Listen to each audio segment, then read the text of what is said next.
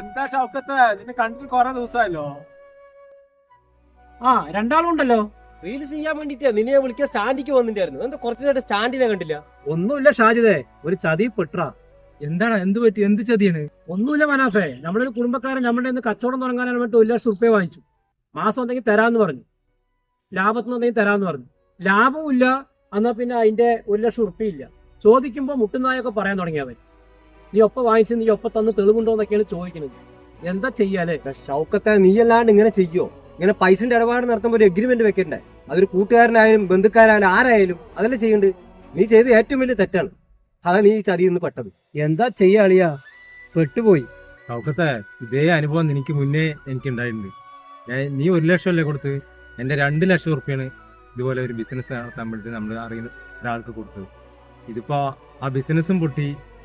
ഇനിയിപ്പോ എന്റെ പൈസയും കിട്ടാൻ വഴിയില്ല. അവനോട് ചോദിക്കുമ്പോൾ തരാനുള്ള വഴിയുമില്ല. പിന്നെ എന്താ ചെയ്യാ? പഠിച്ച ഇതില്ലെങ്കിൽ വേറെ രീതിയിൽ നമുക്ക് തരുന്നുള്ള പ്രതീക്ഷയിൽ ഞാൻ മുന്നോട്ട് പോവാണ്.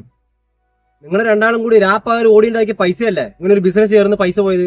ഇന്നല്ലെങ്കിൽ നാളെ ആ പൈസ തിരിച്ചു കിട്ടും. നിങ്ങൾ രണ്ടാളും കണ്ടോ? ഉറപ്പാണ്. പിന്നൊരു കാര്യം, ഉപ്പ് തന്നവൻ വെള്ളം കുടിക്കും. അങ്ങനെ ഒരു പഴമൊഴിയും കൂടി ഉണ്ട്. ശരിയല്ലേ?